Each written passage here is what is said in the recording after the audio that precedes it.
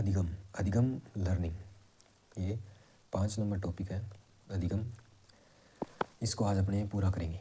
अधिगम एक ऐसी मानसिक प्रक्रिया है जिसके द्वारा व्यक्ति अभ्यास, प्रशिक्षण और अपने अनुभवों से लाभ उठाते हुए अपने व्यवहार में क्या करता है, स्थायी परिवर्तन लाता है या कुछ सुधार लाता है, परिमार्जन करता है, उनका शोधन करता है। उसको क्या बोलते हैं, अधिगम कहते हैं। अधिगम तभी होगा जब व्यवहार में स्थायी परिवर्तन होगा। अस्थायी परिवर्तन होता है, अस्थायी परिवर्तन होगा तो हम उसे अधिगम नहीं कह सकते। अस्थायी, जैसे नशे के कारण अपने व्यवहार में कोई परिवर्तन हुआ है तो उसे अधिगम नहीं कहेंगे। अधिगम की परिभाषाएं, क्रो एंड क्रो के अनुसार, 2 बारी क्रो एंड क्रो, सीखना आदतों, ज्ञान एवं अभिवर्तियों का अर्जन है। ये 4 नाम जहाँ इकट्ठे दिख जाए ना, सीखना, आदतों, ज्ञान और अभिवर्तियों का अर्जन है, वो क्रो एंड क्रो की परिभाषा होगी अधिगम की। फिर वुडवर्थ क्या कहता है, वुडवर्थ की परिभाषा में नवीन ज्ञान और नवीन प्रतिक्रियाओं, जब 2 शब्द ये हों, नवीन ज्ञान और नवीन प्रतिक्रियाओं, तो वो वुडवर्थ की परिभाषा होगी। इसने कहा है नवीन ज्ञान, नवीन प्रतिक्रियाओं को प्राप्त करने की प्रक्रिया अधिगम है। अधिगम विकास की एक प्रक्रिया है। अधिगम विकास की एक प्रक्रिया है, ऐसा वुडवर्थ ने भी कहा है। क्रोनबेक के अनुसार अपने गाड़ी ब्रेक लगाते हैं। गाड़ी ब्रेक लगाने के लिए क्या चाहिए, अनुभव। अनुभव के परिणाम स्वरूप व्यवहार में परिवर्तन या संशोधन करना अधिगम है। ये तो इसकी परिभाषा है। अब इसको याद कैसे रखेंगे कि अनुभव का संबंध है क्रोनबेक से, तो गाड़ी ब्रेक वही लगा सकता है जिसे अनुभव हो, तो क्रोनबेक। गेट्स और अन्य के अनुसार परिभाषा है अधिगम की, अनुभव और प्रशिक्षण, 2 चीज़ें साथ में दे रखी है। गेट्स और अन्य के अनुसार अनुभव और प्रशिक्षण के द्वारा व्यवहार में परिवर्तन आता है, उसे अधिगम कहते हैं। जहाँ पर अनुभव और प्रशिक्षण दोनों शब्द साथ में दिखाई दे, वो गेट्स की परिभाषा होगी अधिगम की। गिलफर्ड के अनुसार अपने ऐसे याद कर सकते हैं, जैसे गिल नाम का एक बंदा है, उसका व्यवहार बहुत अच्छा है, व्यवहार के परिणाम स्वरूप व्यवहार में किसी प्रकार का परिवर्तन होता है, वो अधिगम कहलाता है गिलफर्ड के अनुसार। B.F. स्किनर, अधिगम व्यवहार में उत्तरोत्तर अनुकूलन की प्रक्रिया है, B.F. स्किनर के अनुसार। तो जैसे BF अपना बेस्ट फ्रेंड भी हो सकता है, आप कुछ अलग में मतलब निकालो तो वो कह नहीं सकते। BF मतलब बेस्ट फ्रेंड। बेस्ट फ्रेंड के साथ क्या है, अपने व्यवहार में वो घुलता मिलता जाता है, उत्तरोत्तर हम उसके साथ अनुकूलित होते जाते हैं। तो B.F. स्किनर के अनुसार उत्तरोत्तर अनुकूलन की प्रक्रिया है। अधिगम की विशेषताएं क्या क्या होती है।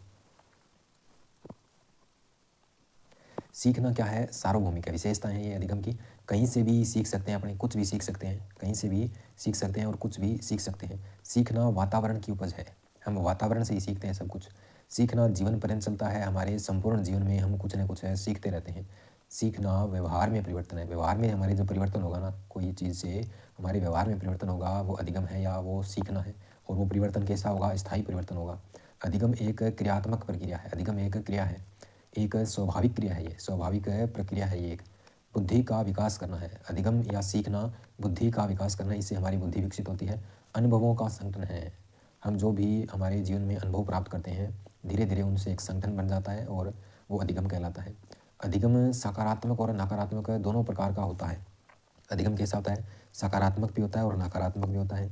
अधिगम में कई प्रकार की विधियाँ सम्मिलित होती है।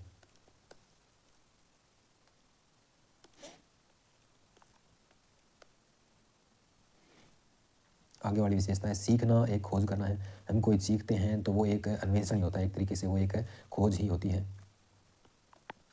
अधिगम सक्रिय रहकर, एक्टिव रहकर के अपनी कोई चीज़ सीख सकते हैं। अगर अपने एक्टिव ही नहीं है तो अपने अधिगम नहीं होगा। अधिगम में समय लगता है, टाइम लेती है हर चीज़, तो अधिगम भी समय तो जरूर लेगा। अपेक्षाकृत स्थायी परिवर्तन होते हैं इससे, अधिगम से क्या होते हैं, स्थायी परिवर्तन होते हैं हमारे जीवन में, उसी को अधिगम कहते हैं। अगर स्थायी नहीं होते तो वो अधिगम नहीं होता। अधिगम सदैव उद्देश्यपूर्ण होता है, कोई न कोई उद्देश्य को लेकर के अपने चर्चा करते हैं और उससे अधिगम होता है। अधिगम में परिवार, अध्यापक और संगी साथी, इनकी बहुत महत्वपूर्ण भूमिका होती है। अधिगम व्यक्तित्व के सर्वांगीण विकास, व्यक्ति का सर्वांगीण विकास अधिगम से हो सकता है। अधिगम व्यवहार में उत्तरोत्तर सामंजस्य की प्रक्रिया, उत्तरोत्तर अपने सामंजस्य किसके साथ करते हैं, BF के साथ, ये BF की परिभाषा भी है। अधिगम के सोपान, सोपान के अंतर्गत अधिगम के 9 सोपान हैं। आवश्यकता अभिप्रेरणा, आवश्यकता अभिप्रेरणा के अंतर्गत आता है, जैसे हमें नौकरी चाहिए तो वो आवश्यकता है हमारी, वो हमारी अभिप्रेरणा है। लक्ष्य और उद्देश्य, हमें मान लीजिए L1 में लगना है जैसे, तो लक्ष्य और उद्देश्य है हमारा L1, लेकिन बाधाएं आ रही है कि एक तो टाइम नहीं मिल रहा और एक पैसा कम है, कोर्स नहीं ले सकते। तत्परता से हमने उस चीज़ का जुगाड़ किया, पैसे का जुगाड़ किया और कोर्स ले लिया। अधिगम की स्थिति यानी कि हम उस कोर्स को पढ़ने लगे, वातावरण बना, माहौल बना, फिर वातावरण के साथ हमने क्या की, अंतःक्रिया की, विभिन्न प्रकार के टेस्ट दिए, बहुत सारे प्रैक्टिस टेस्ट निकाले और हमें अच्छा लगा, नंबर भी अच्छे आए, पुनर्बलन मिला, हमें क्या हुआ, पुनर्बलन मिला, अच्छे नंबर आए तो। और अनुभवों का संगठन हुआ, हमने धीरे धीरे जो भी मैटर पढ़ा उसे टेस्ट करके खुद को ऐसे महसूस करवाया कि हम कर सकते हैं। अनुभवों का संगठन हुआ और अंतिम पेपर हुआ, 3rd ग्रेड का, मान लीजिए L1 का एग्ज़ाम हुआ, मूल्यांकन हुआ उसका, उसमें हमें अच्छे नंबर प्राप्त किए और हमारी जॉब मान लीजिए लग गई, तो वो व्यवहार में स्थायी परिवर्तन है। तो ये 9 सोपान थे, इनको इस तरीके से याद रख सकते हैं आप। आवश्यकता, लक्ष्य, बाधाएं, तत्परता, अधिगम की स्थिति, वातावरण के साथ अंतःक्रियाएं, पुनर्बलन, अनुभवों का संगठन, व्यवहार में स्थायी परिवर्तन। फिर आते हैं अधिगम के सिद्धांत। अधिगम के सिद्धांत, थ्योरी ऑफ लर्निंग, उद्दीपन अनुक्रिया का सिद्धांत। उद्दीपन अनुक्रिया का सिद्धांत, स्टिमुलस रेस्पॉन्स थ्योरी। स्टिमुलस का अर्थ होता है उद्दीपक और रेस्पॉन्स का अर्थ होता है उद्दीपक, अनुक्रिया, अनुक्रिया होता है इसका अर्थ। तो इसे हम SR थ्योरी भी कहते हैं, SR थ्योरी भी कहते हैं। आवृत्ति का सिद्धांत, हर्ष एवं दुख का सिद्धांत, परिश्रम व धैर्य का सिद्धांत भी कहा जाता है इसको। थॉर्नडाइक ने 1898 में अपनी PhD शोध एनिमल इंटेलिजेंसी के अंतर्गत अधिगम के सिद्धांतों की खोज की और 1913 में अपनी पुस्तक एजुकेशनल साइकोलॉजी के अंतर्गत उद्दीपन अनुक्रिया का एक सिद्धांत दिया और उसको शिक्षा के क्षेत्र में क्या किया, लागू किया। प्रवर्तक कौन थे? थॉर्नडाइक थे। प्रवर्तक कौन थे? थॉर्नडाइक थे। निवासी कहाँ के थे? अमेरिका के रहने वाले थे। प्रयोग किया था इन्होंने बिल्ली पर, भूखी बिल्ली थी, उसको एक पिंजरे में क्या किया, बंद कर लिया, बाहर एक मांस का टुकड़ा उद्दीपक के रूप में रख दिया, स्टिमुलस के रूप में रख दिया। उद्दीपक को देख करके बिल्ली बार बार उछल कूद कर रही थी, बाहर निकलने का प्रयास कर रही थी, वो एक रेस्पॉन्स था। तो ये एक SR थ्योरी है। भूखी बिल्ली पर किए गए इस प्रयोग से सिद्धांत का दूसरा नाम निकलता है प्रयास एवं त्रुटि, प्रयत्न व भूल का सिद्धांत। कैसे निकला?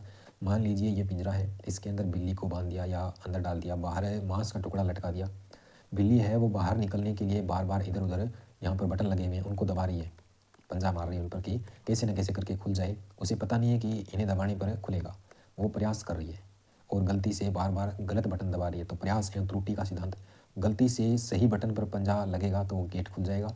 तो इसे प्रयत्न व भूल का सिद्धांत, बार बार उसने प्रयत्न किया और भूल से उसका पैर उस बटन पर लगा और वो खुल गया और उसे उद्दीपक की प्राप्ति हो गई, मांस के टुकड़े की प्राप्ति हो गई। थॉर्नडाइक के अनुसार उद्दीपक को देख कर अनुक्रिया होती है, यानी कि बिल्ली है वो उस मांस के टुकड़े को देख करके उछल कूद कर रही है, उसे बाहर निकलने का प्रयास कर रही है, अर्थात इन दोनों के बीच बॉन्ड है, कोई संबंध है, तो इसे संबंध अथवा बंधन होता है। इस सिद्धांत का दूसरा नाम निकलता है संबंधवाद का या संयोजनवाद का, कनेक्शनिज्म का सिद्धांत, इसलिए इसको कनेक्शनिज्म का सिद्धांत कहते हैं। थॉर्नडाइक द्वारा बताए गए अधिगम के नियम, उन्होंने थॉर्नडाइक ने अधिगम के नियम दिए हैं। 3 तो मुख्य नियम हैं और 5 गौण नियम हैं। मुख्य नियम में तत्परता का नियम, अभ्यास का नियम और परिणाम व प्रभाव का नियम। तत्परता का नियम, इसको इस तरीके से ले सकते हैं कि जैसे एक घोड़ा है, घोड़े को अपने तालाब तक ले जा सकते हैं लेकिन उसे पानी पीने के लिए बाध्य नहीं कर सकते कि तू पानी पी, उसे प्यास होगी तो ही वो पानी पिएगा, यानी कि वो तत्पर होगा, उसकी रुचि होगी तो ही वो पानी पिएगा, तो इसीलिए इसे रुचि का नियम या तत्परता का नियम भी कहते हैं। दूसरा है अभ्यास का नियम, बिल्ली ने बार बार अभ्यास किया था इसीलिए तो वो उस काम में सक्षम हुई थी। उपयोग अनुपयोग का नियम, ये 2 इसके उपविभाजन हैं।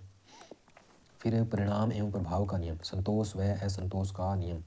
परिणाम व प्रभाव, बिल्ली ने बार बार प्रयास किया और प्रयास करने के बाद वो जब बाहर निकली, उसे मांस के टुकड़े की प्राप्ति हुई तो उसे संतुष्टि प्राप्त हुई, और जब जिस बार वो प्रयास कर रही थी और गेट नहीं खुला तो वो असंतोष भी हुई, उसे मांस के टुकड़े की प्राप्ति नहीं हुई।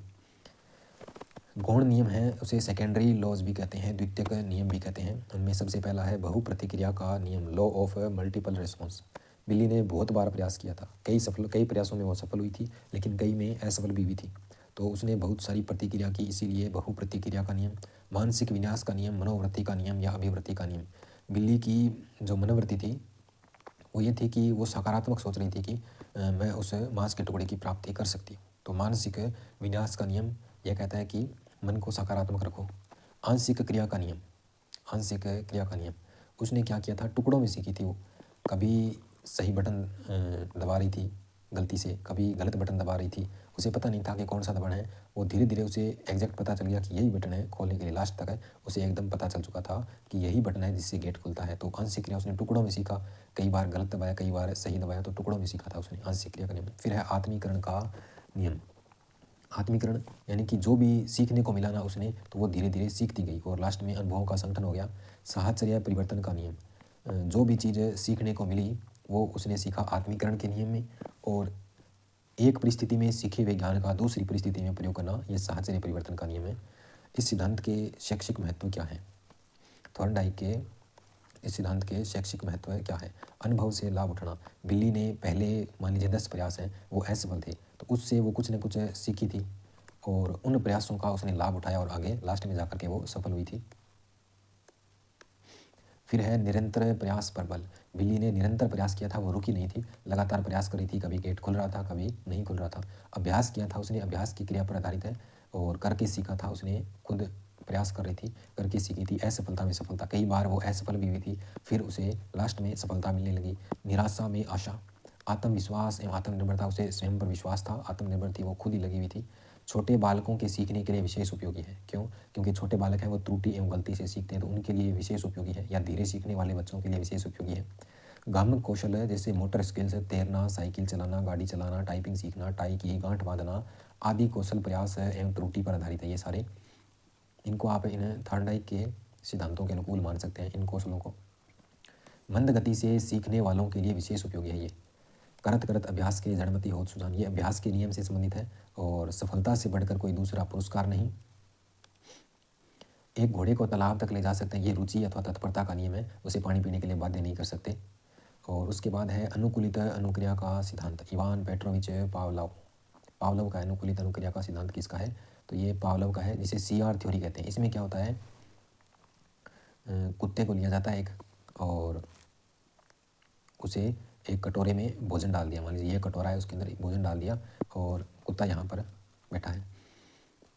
उस कुत्ते को भोजन देने से पहले एक घंटी बजाई जाती है, फिर उसके सामने भोजन इस कटोरे में डाल दिया जाता है, फिर वो भोजन कर लेता है, फिर घंटी बजाई जाती है, फिर भोजन डाला जाता है, फिर कुत्ता भोजन कर लेता है। इस प्रकार इस प्रक्रिया को बार बार दोहराया जाता है।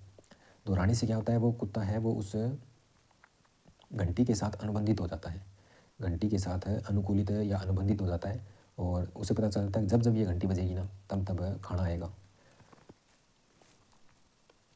तो इसीलिए इसे अनुबंधन का सिद्धांत भी कहते हैं, क्योंकि वो उस घंटी के साथ अनुबंधित हो चुका था।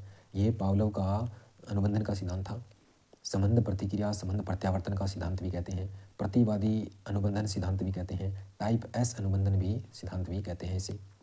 इसके प्रवर्तक कौन है? इवान पेट्रोविच पावलोव है, निवासी है रूस के, और सिद्धांत दिया था 1904 में। इन्होंने सिद्धांत कब दिया था? 1904 में। अस्वाभाविक उद्दीपक CS और स्वाभाविक उद्दीपक है वो UCS है।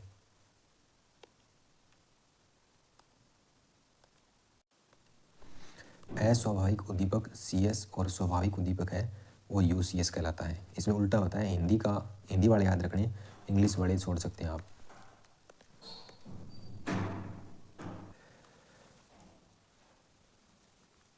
घंटी के द्वारा कुत्ते के मुंह में लार आना है वो एक अस्वाभाविक अनुक्रिया है, क्योंकि खाली घंटी से लार आना अस्वाभाविक है, और कुत्ते को खाने को देख करके लार आना स्वाभाविक अनुक्रिया है। ठीक है, जो क्रिया लार का गिरना पहले भोजन को देखकर हो रही थी ना, वही क्रिया घंटी की आवाज़ को सुनकर होने लगी।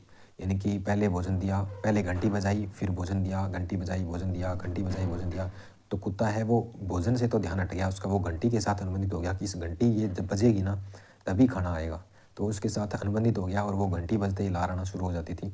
खाने से उसे मतलब ही नहीं था पहले, उसके बाद तो उसके साथ तो इसको हम अनुकूलित अनुक्रिया कहते हैं। इसी को अनुकूलित अनुक्रिया का सिद्धांत कहा जाता है।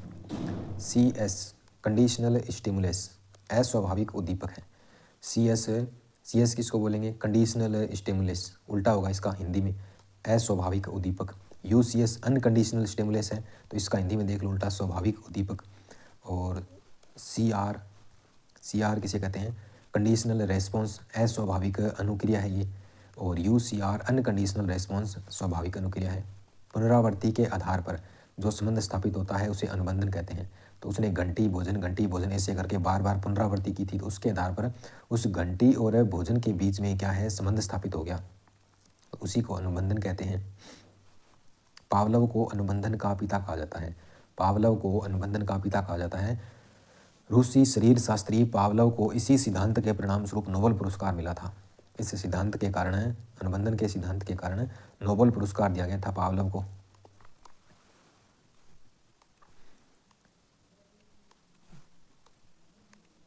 ये दो शब्द हैं, स्वाभाविक और अनानुबंधित। स्वाभाविक उद्दीपक कौन है? भोजन है। स्वाभाविक उद्दीपक कौन सा है? भोजन है। और भोजन के साथ अनानुबंधित यानी कि जिसके साथ अनुबंधन की आवश्यकता न पड़े वो स्वाभाविक उद्दीपक होगा और उसे भोजन के रूप में देखा था हमने। और अस्वाभाविक उद्दीपक था घंटी। घंटी के साथ अनुबंधित करना पड़ता है, जिसके साथ अनुबंधन की आवश्यकता हो वो अस्वाभाविक उद्दीपक होगा, जैसे घंटी था। मुख्य शब्दावली, विलोप या विलीनीकरण। मुख्य शब्दावली में विलोप या विलीनीकरण। अनुबंधन स्थापित हो जाने के बाद यदि मात्र बार बार अनुबंधित उद्दीपक घंटी ही प्रस्तुत किया जाने पर अंतोतगत व एटलीस्ट अनुबंधित अनुक्रिया बंद हो जाना विलोप कहलाता है। इसमें क्या हुआ कि बार बार अपने घंटी बजाए गए, खाना दे नहीं रहे उसे, बार बार घंटी घंटी बजा रहे हैं, तो वो क्या होगा कि लार आना कुत्ते के मुंह में बंद हो जाएगी।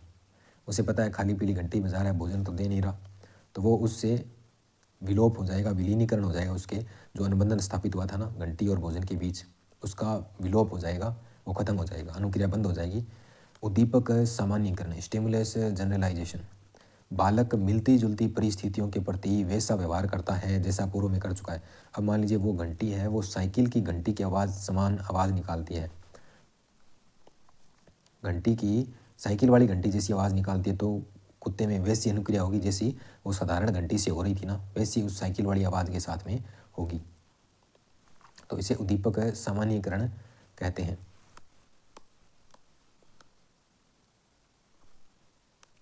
जैसे एक बालक को लाल गुलाब का कांटा चुभने पर चोट पहुंची तो वह अब किसी भी लाल वस्तु से डरने लगेगा। दूसरा उदाहरण है इसका, पावलव ने घंटी की आवाज़ के स्थान पर सीटी बजाई जो कि घंटी की आवाज़ से मिलती जुलती है, तो इस पर कुत्ते ने वही क्रिया की जो घंटी की आवाज़ पर कर रहा था। वाटसन ने 11 माह के एल्बर्ट नामक बालक पर प्रयोग करके यह निष्कर्ष निकाला कि बालक खरगोश से तो डरने लगा, साथ ही साथ रोएंदार चीज़ों से डरने लगा, क्योंकि खरगोश के बाल है वैसे रोएंदार होते हैं, तो उससे डरता था, उसके साथ साथ रोएंदार चीज़ों से भी डरने लगा। तो ये वाटसन ने उदाहरण दिया था। उद्दीपक का विभेदीकरण। उद्दीपक विभेदीकरण किसे कहते हैं? Stimulus differentiation. कुत्ते को घंटी की आवाज़ पर पुनर्बलित किया गया था, यानी कि घंटी बजा करके उसके बाद खाना दिया गया था, और सीटी की आवाज़ एक उससे अलग आवाज़ की सीटी है, उसके बाद भोजन नहीं दिया गया था, उसके साथ उसको अनुबंधित नहीं किया गया, पहले वाली घटना के साथ अनुबंधन किया गया। तो कुत्ता धीरे धीरे दोनों उद्दीपकों के बीच विभेद करना सीख गया। अब वह घंटी की आवाज़ पर ही क्रिया करता है, सीटी की आवाज़ पर नहीं। यानी कि घंटी वाला आवाज़ है वो पहचानने लग जाएगा कि ये वाली आवाज़ अलग है और ये वाली अलग है, वो इस पर अनुक्रिया करेगा और इस पर नहीं करेगा। समय कारक, टाइम फैक्टर। दोनों उद्दीपक के बीच अनुबंधन स्थापित हो जाने के लिए 5 सेकंड से अधिक का अंतराल नहीं होना चाहिए, अन्यथा अनुबंधन स्थापित होने में बाधा उत्पन्न होगी। ये खाना है और ये भोजन है, नहीं ये घंटी है और ये भोजन है, तो घंटी बजाई पहले और जस्ट 5 सेकंड बाद अपने भोजन दे दिया, तो वो अनुबंधन स्थापित होगा। अपने घंटी पहले बजा रहे हैं और खाना आधे घंटे बाद में रख रहे हैं, तो कोई अनुबंधन स्थापित नहीं होगा, उसका ध्यान केंद्रित नहीं होगा वहाँ पर। शैक्षिक महत्व। पावलव के अनुबंधन के सिद्धांत का शैक्षिक महत्व क्या है? प्राणी तभी सीखता है जब वो सतर्क होता है। कुत्ता एक्टिव था तभी तो उसका अनुबंधन हुआ था घंटी के साथ, फिर खाना। शिक्षण में श्रव्यदर्शी सामग्री का प्रयोग इसी पर आधारित है। शिक्षण में श्रव्यदर्शी सामग्री का प्रयोग करते हैं ना अपने, तो वो इसी पर आधारित है। यह सिद्धांत क्रिया की पुनरावृत्ति पर बल देता है। बार बार उसने घंटी खाना ऐसे प्रस्तुत किया तो क्रिया की पुनरावृत्ति हुई और उसके कारण अनुबंधन स्थापित हुआ। तो क्रिया की पुनरावृत्ति पर बल देता है।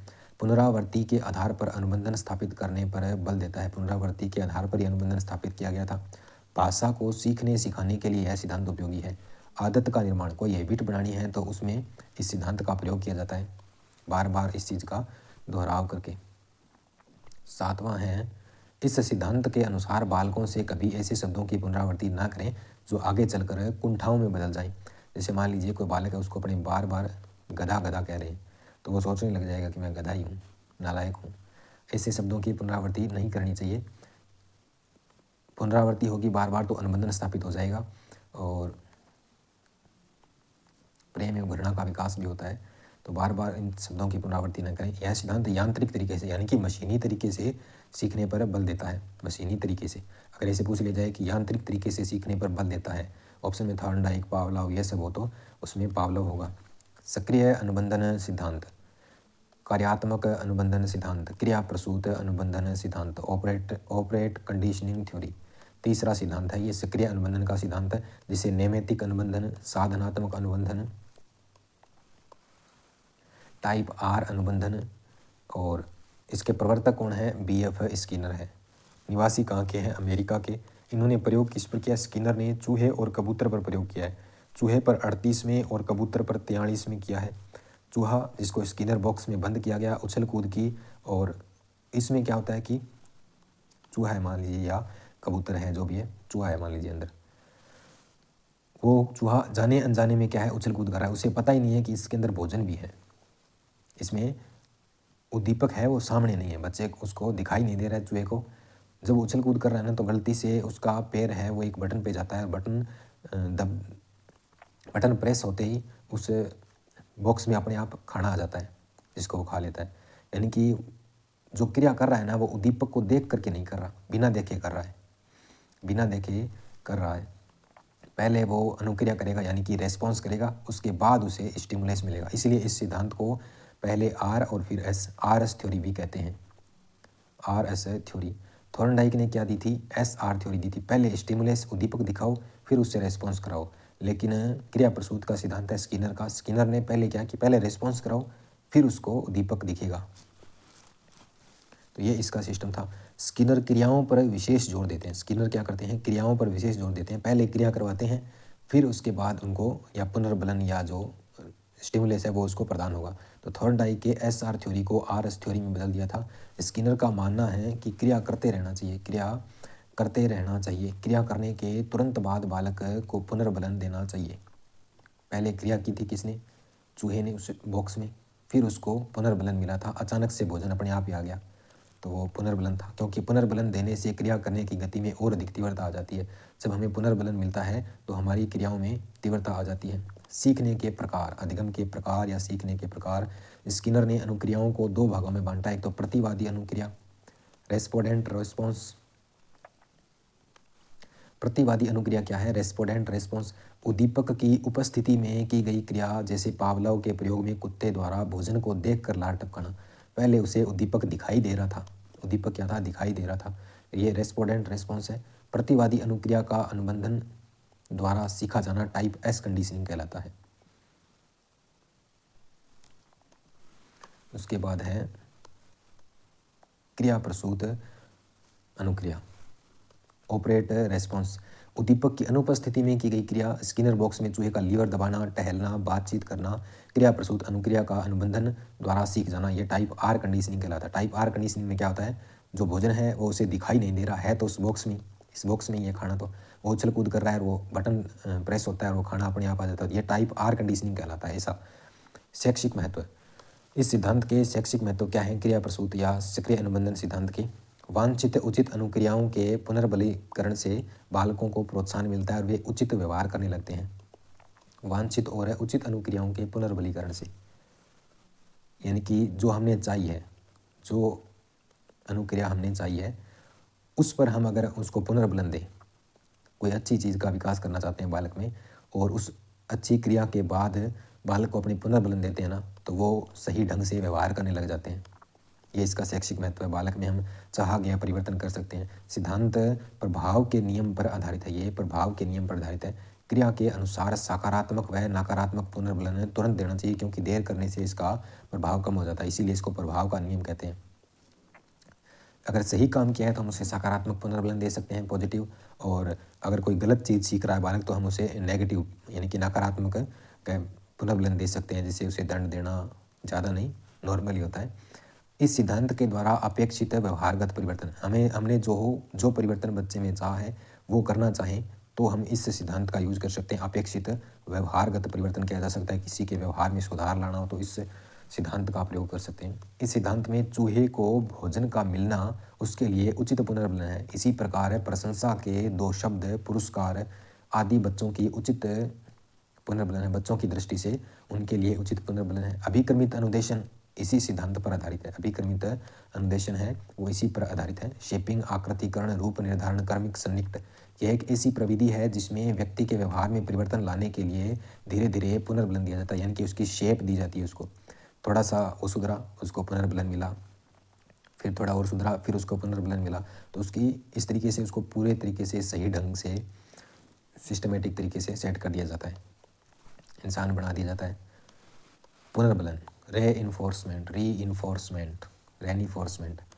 ऐसी पुनर्बलन रीइंफोर्समेंट वह क्रिया जो अनुक्रिया की संख्या में वृद्धि करती है उसे पुनर्बलन कहते हैं।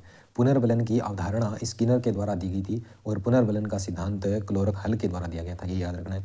पुनर्बलन की अवधारणा पूछे तो स्किनर ने दी थी और पुनर्बलन का सिद्धांत किसने दिया था? क्लोरक हल ने दिया था। स्किनर के अनुसार पुनर्बलन दो प्रकार का होता है, एक तो सकारात्मक धनात्मक पुनर्बलन, एक होता है नकारात्मक ऋणात्मक पुनर्बलन।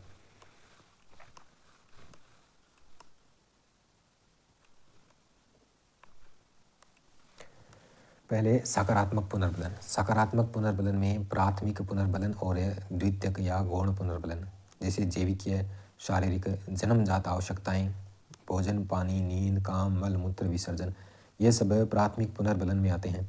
द्वितीयक में कौन से आते हैं? जो अपने बाहर से प्रदान करते हैं, जैसे कोई प्रशंसा कर दी, पुरस्कार दे दिया, तो वो आपका द्वितीयक या गौण पुनर्बलन में आता है। स्किनर के प्रयोग में चूहे का लीवर दबाकर भोजन प्राप्त करना सकारात्मक पुनर्बलन था।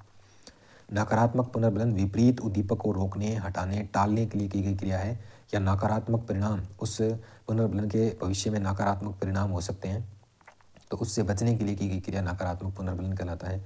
जैसे तीव्र रोशनी, तेज धूप और तीव्र आवाज़, बिजली का झटका, दंड, पीड़ा, अपमान, ये सब आपके नकारात्मक पुनर्बलन हैं। तीव्र रोशनी या तेज धूप से बचने के लिए अपने चश्मे का प्रयोग करते हैं। मसालेदार भोजन खाने से पहले एंटीडोज ले लेते हैं। तेज सर्दी से बचने के लिए ऊनी वस्त्र पहनते हैं। चूहे का विद्युत आघात से बचने के लिए लीवर दबाना, दंड से बचने के लिए उचित व्यवहार करना, ये सब आपके पुनर्बलन है, नकारात्मक पुनर्बलन। पुनर्बलन की अनुसूची। पुनर्बलन अनुसूची में एक तो सतत और एक होता है आंशिक विरामी। ये यानी कि लगातार कंटिन्यूस रेइंफोर्समेंट, और ये होता है आंशिक विरामी, ये मतलब कभी कभी दिया जाता है वो है। और ये सतत, हर अनुक्रिया यानी कि प्रत्येक अनुक्रिया पर जो पुनर्बलन दिया जाता है फिक्स है, उसे सतत पुनर्बलन। और कुछ अनुक्रियाओं पर पता नहीं कौन सी पर मिल जाए, लेकिन मिलेगा जरूर किसी न किसी पर, वो आंशिक है या विरामी होता है। ये अच्छा होता है, इसमें पहले पता नहीं होता है, इसमें पहले से पता होता है कि मिलेगा तो सही, तो ढंग से अनुक्रिया नहीं करते। आंशिक पुनर्बलन पहला था पुनर्बलन सूची में एक तो सतत था और एक है आंशिक। सतत प्रत्येक अनुक्रिया पर पुनर्बलन, और आंशिक होता है कुछ अनुक्रियाओं पर पुनर्बलन। आंशिक पुनर्बलन के आगे दो भाग हैं, अनुपात पुनर्बलन और एक अंतराल पुनर्बलन। अनुपात में फिक्स होता है, एक तो एक परिवर्त्य होता है, तो परिवर्त्य वाला बेस्ट है। अंतराल में निश्चित होता है पहले से, और एक होता है परिवर्त्य, तो अलग अलग अंतराल के बाद दिया जाता है, तो वो परिवर्त्य वाला बेस्ट है। और इधर अनुपात पुनर्बलन में भी परिवर्त्य वाला बेस्ट है। गेस्टाल्ट सिद्धांत, आगे वाला सिद्धांत है 4 नंबर, गेस्टाल्ट सिद्धांत, सूझ एवं अंतर्दृष्टि का सिद्धांत। पूर्ण आकार का सिद्धांत गेस्टाल्ट इनसाइट थ्योरी कहते हैं, जिसे गेस्टाल्ट इनसाइट थ्योरी कहते हैं। गेस्टाल्ट जर्मन भाषा का एक शब्द है जिसका अर्थ होता है पूर्ण आकार या समग्र आकृति। गेस्टाल्ट कौन सी भाषा का शब्द है? जर्मन भाषा का, जिसका अर्थ क्या होता है? पूर्ण आकार या समग्र आकृति। जर्मनी में 1912 में गेस्टाल्ट संप्रदाय का उदय हुआ था। गेस्टाल्ट संप्रदाय का उदय कहाँ से हुआ? जर्मनी से। इस संप्रदाय से संबंधित व्यक्ति थे मैक्स वर्दीमर, जो इसके मुख्य हैं, फिर कोहलर, कोफ्ता, कुर्तलेविन, यानी कि के3 वाला कोहलर, कोफ्ता, कुर्तलेविन, ये सभी गेस्टाल्टवादी कहलाए थे, चारों गेस्टाल्टवादी कहलाए थे। इन्होंने जो सिद्धांत दिया वो गेस्टाल्ट सिद्धांत कहलाया। कोहलर ने 1913 से 18 के बीच कैनेरी द्वीप पर सुल्तान नामक एक चिंपैंजी पर प्रयोग किया था। इन्होंने किस पर प्रयोग किया था? चिंपैंजी पर प्रयोग किया था, बंदर। उसको एक कमरे में बंद कर दिया और छत पर, उसके छत के अंदर केले लटका दिए, और उसने सूझबूझ का प्रयोग किया, और अंदर बॉक्स रखे हुए थे, उन बॉक्सों पर एक के ऊपर एक जचा करके ऐसे सेट करके केलों की प्राप्ति कर ली। तो उसने सूझबूझ का प्रयोग किया, इसलिए इस सिद्धांत को सूझ एवं अंतर्दृष्टि का सिद्धांत कहते हैं। इस प्रयोग से इस सिद्धांत के कुछ नियम निकल करके आते हैं, जैसे संरचनात्मकता का नियम, समानता, समीपता, सरलता, और एक निरंतरता का नियम हो रहा है इसमें। 5वां है वो निरंतरता का नियम। निरंतरता का नियम, संरचनात्मकता का नियम, यानी कि उसने पहले सोचा कि इसको कैसे प्राप्त किया जाए। बॉक्स पड़े थे, सोचा कि बॉक्स को एक के ऊपर एक रख करके उसने ऐसे माइंड में संरचना बनाई। फिर समानता, यानी कि बॉक्स समान थे। फिर समीपता, बॉक्स को वो नज़दीक लेकर के आता है और एक दूसरे के ऊपर रख करके ऐसे सेट करता है, और बड़ी ही सरलता से वो उन केलों तक पहुंच जाता है। और उसने निरंतर काम किया था, इसलिए निरंतरता का नियम। इसके प्रवर्तक कौन है? मैक्स वर्दीमर। प्रयोगकर्ता कौन थे? कोहलर। और सहायककर्ता थे कोफ्ता और कुर्तलेविन। सहयोगकर्ता थे कोफ्ता और कुर्तलेविन। शैक्षिक महत्व। छोटे बालक जिनकी बुद्धि का पूर्ण विकास नहीं हो पाता है वे प्रयास एवं त्रुटि द्वारा सीखते हैं। प्रयास एवं त्रुटि किसमें की जा रही थी? प्रयास एवं त्रुटि किसमें की जा रही थी? थॉर्नडाइक के सिद्धांत में अपने प्रयास एवं त्रुटि वाला फॉर्मूला था। बिल्ली बार बार त्रुटि कर रही थी और उससे वो सीख रही थी। तो छोटे बालकों के लिए तो ये उपयोगी है, लेकिन किशोर है ना, किशोर जिनकी बुद्धि का पूर्ण विकास हो जाता है और वे अपनी सूझ एवं दृष्टि का यूज कर सकते हैं, उनके लिए ये सिद्धांत महत्वपूर्ण है। कौन सा? गेस्टाल्टवादियों वाला पूर्ण आकार, समग्रता, सूझ एवं दृष्टि का सिद्धांत है, वो इसी पर आधारित है। पाठ्यक्रम का निर्माण भी इसी सिद्धांत पर आधारित है। संपूर्णता, उसमें संपूर्ण पाठ्यक्रम को समाहित करके पहले से निर्माण कर लिया जाता है। पूरी रूपरेखा का, पूरे साल का जो मैटर है वो पहले ही निर्धारित कर लिया जाता है पाठ्यक्रम। पूर्ण से अंश की ओर शिक्षण सूत्र है, वो इसी की देन है। पूर्ण यानी कि संपूर्णता। जैसे संपूर्ण पाठ्यक्रम अपने पहले तैयार कर लेते हैं, फिर उसको टुकड़ों में आगे पढ़ाते हैं, तो पूर्ण से अंश की ओर शिक्षण सूत्र है, वो भी इसी की देन है। अध्यापक को चाहिए कि बालकों को समस्या का पूरा ज्ञान करावे। यदि समस्या के प्रति ज्ञान अपूर्ण होगा तो अंतर्दृष्टि विकसित नहीं हो सकेगी। अध्यापक को बालकों को समस्या का पूरा ज्ञान कराना चाहिए। यदि समस्या के प्रति अपूर्ण होगा ज्ञान तो अंतर्दृष्टि विकसित नहीं हो सकेगी। यानी कि बच्चों को कोई काम दिया जा रहा है, मान लीजिए कोई समस्या दे दी, लेकिन वो समस्या आधी बताई है तो बच्चे उसके ऊपर सूझ एवं अंतर्दृष्टि का प्रयोग नहीं कर पाएंगे। वो समस्या पूरी बता देंगे तो वो उसके ऊपर सूझ एवं अंतर्दृष्टि द्वारा कुछ सिद्धांत निकाल पाएंगे, कुछ काम कर पाएंगे।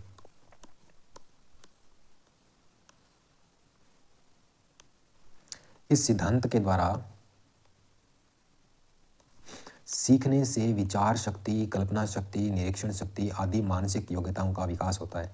सूझ एवं दृष्टि का प्रयोग करेंगे तो हमारी विचार शक्ति, कल्पना शक्ति, निरीक्षण शक्ति, इन शक्तियों का विकास होगा। विज्ञान, गणित, व्याकरण जैसे कठिन विषयों को सीखने सिखाने में यह सिद्धांत विशेष उपयोगी है। पाठ योजना की उत्पत्ति है वो इसी सिद्धांत से होती है, गेस्टाल्टवाद से। अनुसंधान एवं समस्या समाधान के क्षेत्र में इस सिद्धांत की विशेष उपयोगिता है।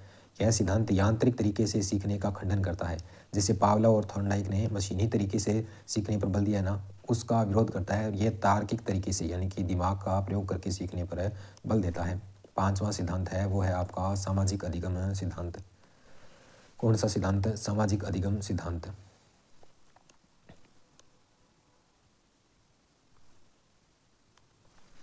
सामाजिक अधिगम सिद्धांत, सोशल लर्निंग थ्योरी। प्रेक्षणात्मक, अवलोकनात्मक, निरीक्षण युक्त अधिगम सिद्धांत, ऑब्जर्वेशनल लर्निंग थ्योरी। अनुकरणात्मक अधिगम सिद्धांत या मॉडलिंग थ्योरी। सामाजिक अधिगम का सिद्धांत बांडुरा ने दिया था, अल्बर्ट बांडुरा ने। निवासी थे कनाडा के रहने वाले। अल्बर्ट बांडुरा ने क्या किया, 77 में एक पुस्तक लिखी जिसका नाम था सोशल लर्निंग थ्योरी। अल्बर्ट बांडुरा ने 1986 में अपनी पुस्तक social foundation of thoughts and action के अंतर्गत इस सिद्धांत को सामाजिक संज्ञानात्मक सिद्धांत का नाम दिया। इस सिद्धांत को क्या नाम दिया? सामाजिक संज्ञानात्मक सिद्धांत। समाज द्वारा मान्य व्यवहार को अपनाने तथा अमान्य व्यवहार को त्यागने के कारण ही सामाजिक अधिगम सिद्धांत कहलाया। इसमें प्रयोग किस पर किया गया था? एक तो बोबोडोल और एक जीवित जोकर। प्रयोग क्या था कि एक जोकर लिया गया या एक बोबोडोल ली गई, यानी कि गुड़िया होती है ऐसे, और वो कभी ऐसे लुढ़कती नहीं है, ऐसे इस तरीके से होता है, नीचे से उसका तला ऐसा होता है और ये गुड़िया मान लीजिए। इसको बच्चे बैठे थे क्लास में, उसके सामने प्रदर्शित किया गया और इस गुड़िया को मारा पीटा गया, इधर उधर डुलाया गया, लेकिन वो फिर वापस उसी जगह सेम ऐसे कंडीशन में खड़ी हो जाती है। इसको मारा पीटा गया, बच्चों ने इसका क्या किया, अनुसरण किया, और फिर पार्क में उनके सामने वही गुड़िया रखी गई तो वो उसको इस वैसे ही मारपीट करते हैं जैसा उन्होंने पहले देखा था। अनुकरण से उन्होंने सीख लिया। तो गुड़िया तथा जीवित जोकर पर किए गए प्रयोगों से बांडुरा ने यह निष्कर्ष निकाला कि बालक अनुकरण से सीखते हैं। अनुकरण किया था पहले क्लास में, किसी ने उनको करके दिखाया, फिर उनको पार्क में भेज दिया गया, वहाँ पर वैसी गुड़िया कहीं पे प्रदर्शित कर दी तो उन्होंने उसके साथ बिना कहे वैसा ही व्यवहार किया, यानी कि अनुकरण से सीखा था उन्होंने। अनुकरण द्वारा सीखने की प्रक्रिया, अनुकरण द्वारा सीखने की प्रक्रिया क्या होती है कि पहले बच्चे का ध्यान केंद्रित किया गया क्लास में, वो उस गुड़िया के साथ मारपीट की, फिर उन्होंने बच्चों ने धारणा बना ली कि ऐसा होगा तो अपने ऐसा ही करेंगे, धारणा बना ली। फिर पार्क में उनके सामने क्या किया गया, पुनः प्रस्तुतिकरण किया गया और उन्होंने उसके साथ वैसा ही व्यवहार किया जैसा क्लास में किया गया। फिर बच्चों को कहा गया कि ये गलत है तो वो उनके लिए पुनर्बलन था, उसके लिए उन्हें डांटा गया। या अच्छा काम करे तो उन्हें मोटिवेशन दिया गया कि ये अच्छा काम है, उसके लिए उनको मोटिवेशन दिया गया। नोट, दूसरों के व्यवहार को देखकर सीखना सामाजिक अधिगम कहलाता है। दूसरों के व्यवहार को देखकर सीखते हैं ना, उसे सामाजिक अधिगम कहते हैं। नोट, जिसे देखकर बालक व्यवहार करना सीखता है उसे प्रतिमान या मॉडल कहते हैं। जैसे गुड़िया है वो मॉडल थी, प्रतिमान था। इस सिद्धांत के अंतर्गत बालक अनुकरणात्मक व्यवहार करता है, इसीलिए इसे प्रेक्षणात्मक अधिगम या अवलोकनात्मक अधिगम, बच्चे अवलोकन करके अधिगम करेंगे, या निरीक्षण युक्त अधिगम सिद्धांत भी कहते हैं। नोट, बांडुरा द्वारा गुड़िया पर किया गया प्रयोग 1961 में बोबोडोल स्टडीज के नाम से जाना गया। इस सिद्धांत के शैक्षिक महत्व क्या है?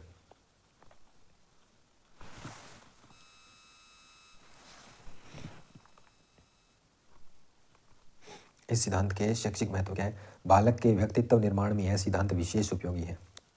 कौन सा? ये बांडुरा वाला सिद्धांत है, सामाजिक अधिगम का सिद्धांत या प्रेक्षणात्मक अवलोकनात्मक सिद्धांत है। यह आपका बालक के व्यक्तित्व के निर्माण में विशेष उपयोगी है। छोटे बालक सही व गलत व्यवहार में अंतर करने में अपने आप को असमर्थ पाते हैं। यही कारण है कि वे गलत व्यवहार का अनुकरण के माध्यम से सीख लेते हैं। अतः बालक के सामने सही व्यवहार वाले प्रतिमान को आकर्षक तरीके से दर्शाना चाहिए। अगर गलत व्यवहार वाले या गलत चीज़ है उसको अपने आकर्षक तरीके से दर्शाएंगे तो वो गलत ही सीखेंगे, और सही चीज़ को अपने आकर्षक तरीके से दर्शाएंगे तो वो सही सीखेंगे। कक्ष परिस्थितियों में बालक के सामने सदैव आदर्श व्यक्तित्व वाले प्रतिमान प्रस्तुत करने चाहिए। अच्छी अच्छी चीज़ें बच्चों को कक्षा में दिखाई जानी चाहिए ताकि उनके सही व्यक्तित्व का निर्माण हो सके। उसके बाद सिद्धांत है पुनर्बलन का सिद्धांत, प्रबलन का सिद्धांत या सबलीकरण का सिद्धांत, रेनिफोर्समेंट थ्योरी। क्रमबद्ध व्यवहार, चालक न्यूनता सिद्धांत, प्रबलन ह्रास का सिद्धांत, परिष्कृत सिद्धांत, यथार्थ तार्किक निगमनात्मक सिद्धांत, आवश्यकता न्यूनीकरण सिद्धांत।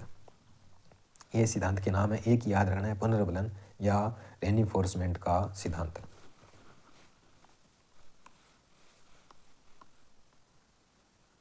इसे जैविकीय अनुकूलन सिद्धांत या बायोलॉजिकल ऑप्टिमाइजेशन थ्योरी भी कहते हैं, गणितीय सिद्धांत भी कहते हैं। इस सिद्धांत का प्रतिपादन किसने किया था? क्लार्क हल ने। पुनर्बलन का सिद्धांत किसने दिया था?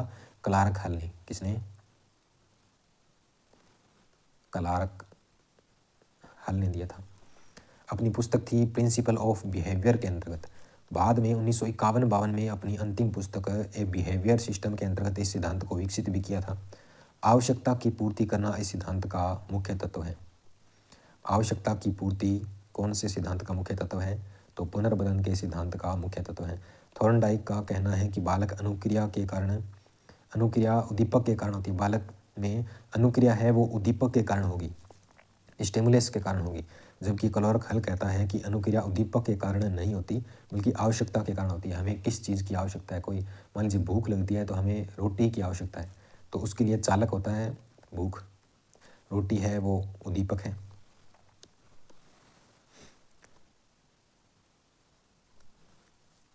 क्लार्क हल ने चूहे पर प्रयोग किया, एक भूल भुलैया बनाई इसे, और दो अलग अलग ग्रुप बनाए चूहों के, दो भूल भुलैया थी। क्लार्क हल ने चूहे को भूल भुलैया में बैठा दिया। यदि चूहे को भूख लगती तो वह सूंघते हुए खाने की ओर जाकर अपना पेट भर लेता, और प्यास लगती तो पानी की ओर जाकर अपनी प्यास बुझा लेता।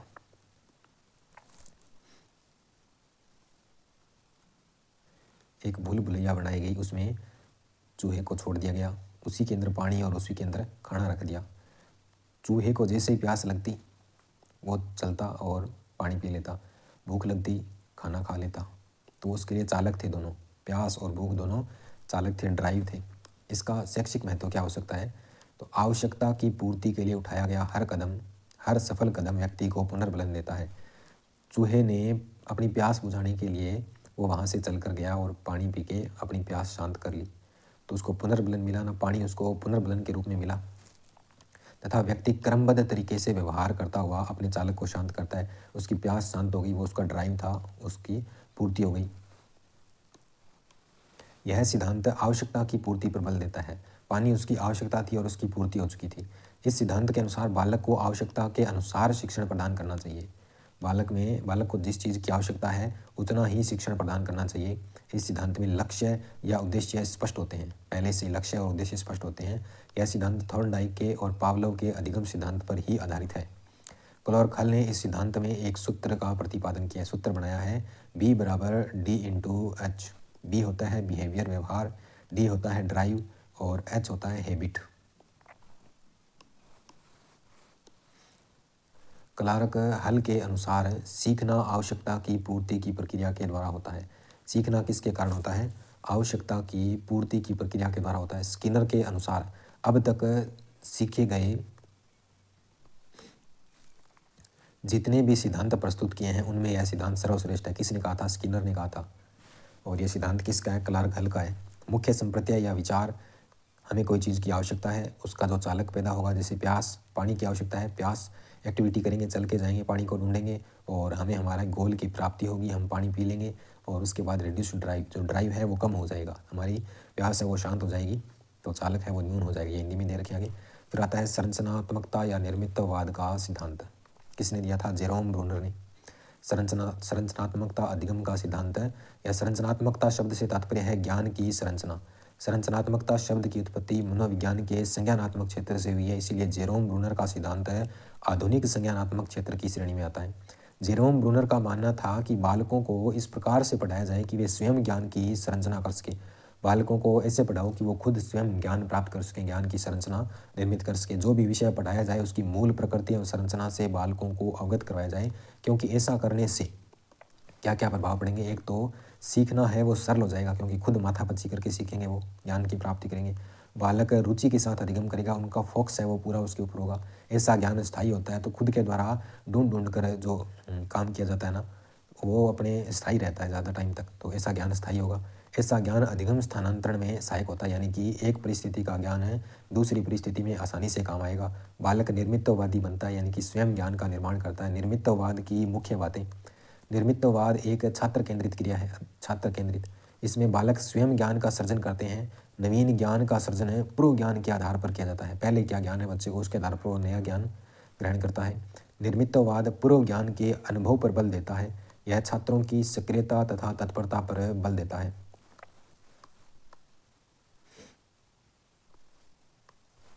अर्थपूर्ण अधिगम व अन्वेषणात्मक अधिगम पर बल देता है। अर्थपूर्ण अधिगम व अन्वेषणात्मक यानी कि खोजपूर्ण अधिगम पर बल देता है।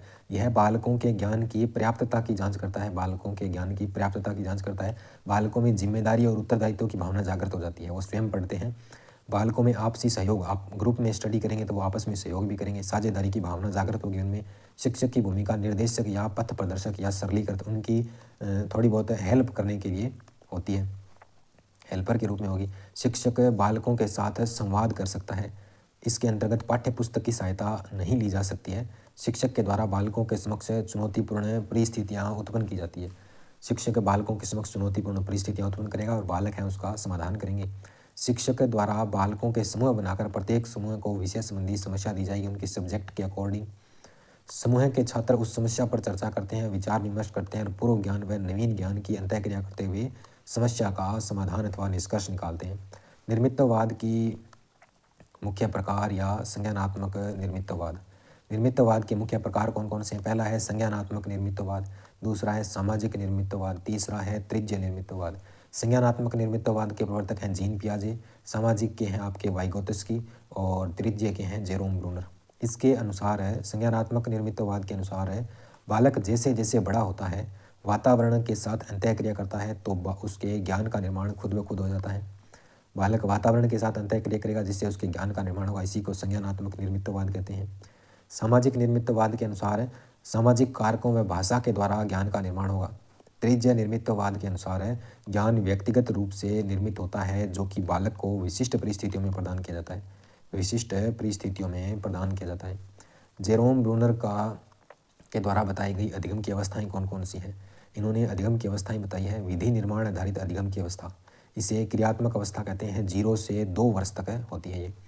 इस अवस्था में शिशु अपनी संवेदनाओं, ज्ञानेंद्रियों व शारीरिक क्रियाओं के माध्यम से सीखता है। दूसरा है प्रतिमा आधारित अधिगम की अवस्था। प्रतिबिंबात्मक अवस्था आइकॉनिक स्टेज है, ये 3 से 12 वर्ष की होती है। इसमें बालक मूर्त प्रत्यक्षीकरण द्वारा अधिगम करता है, जो चीज़ है सामने है ना उससे वो प्रतिमा निर्माण करेगा। प्रतिमा आधारित अधिगम की अवस्था है, उसको प्रत्यक्षीकरण द्वारा सीखता है। तीसरी अवस्था है चिन्ह आधारित अधिगम की अवस्था, सांकेतिक अवस्था है, सिंबॉलिक एज है। इसमें क्या है 12 वर्ष के बाद की अवस्था है। वो ये चिन्ह आधारित अधिगम की अवस्था है। किशोर चिन्हों प्रतीकों अमूर्त चिंतन के द्वारा अधिगम करता है। अमूर्त जो चीज़ सामने नहीं है ना, उसके ऊपर चिंतन करता है, उसके द्वारा अधिगम प्राप्त करता है। 8वां है आशुबेल का सिद्धांत। आशुबेल का अर्थपूर्ण शाब्दिक अधिगम सिद्धांत, मीनिंगफुल वर्बल लर्निंग थ्योरी। आशुबेल व जेरोम ब्रूनर दोनों के सिद्धांत लगभग समान हैं। दोनों के सिद्धांत आधुनिक संज्ञानात्मक क्षेत्र की श्रेणी में आते हैं। दोनों के सिद्धांत अर्थपूर्ण अधिगम व खोजपूर्ण अधिगम पर बल देते हैं। दोनों के सिद्धांत में केवल एक ही विषमता है। जेरोम ब्रूनर का मानना है कि बालक अर्थपूर्ण आगमनात्मक तरीके से करता है, जबकि आशुबेल का मानना है कि बालक अर्थपूर्ण अधिगम निगमनात्मक तरीके से करता है।